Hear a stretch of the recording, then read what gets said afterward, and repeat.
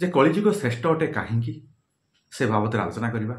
जदि आपण मैंने देखिए जो चारिटी जुग अच्छी ताहा आपण भल भाव जानते सत्य त्रेतया द्वापर कली।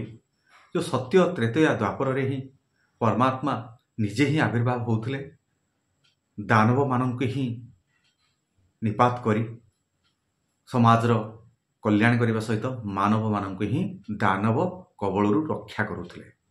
किंतु कलिजुगे परमात्मा परम पुरुष स्वयं जगन्नाथ निजे दारुब्रह्म रूप से आसचंती नीरव रही मानव लीला करी ए मानव जगतर कल्याण पाई ही से कौन करुचंती ना नीरव रही शांति प्रदान करने।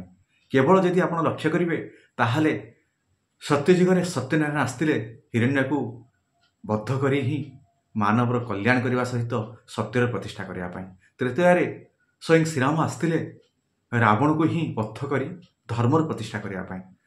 द्वापर जदि लक्ष्य करेंगे ताहले ही कृष्ण आसीथिले कौन करने ना कंस को असुर को बद्ध करी प्रेमर वार्ता दे ए मानव को आनंद दवापाई एवं समाजर कल्याण करने।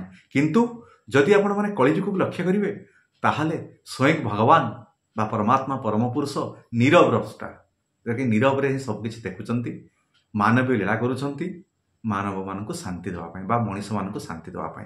केवल कलिजुग ही आप शांति पाइबे कारण एठी दानव बा असुर माने कहीं प्रत्यक्ष नहांती। किंतु जदि कौन मनीष आसुरिक प्रकृति की ही निजर कर्म बोली ही चिंता करी से असुर कर्म करे ताहले कलिजुगे परमात्मा अदृश्य ही लीला करि कौन भी मानव यदि आसुरिक कार्य करे ताहले ही ताको निपात करी समाजर मंगल करि। तेणु कलिजुगे ही मानव समाज निश्चित भाव में ही शांति रहे ताहार तिले मात्र संदेह नहीं। आपण जानिले कलिजुग श्रेष्ठ कहीं।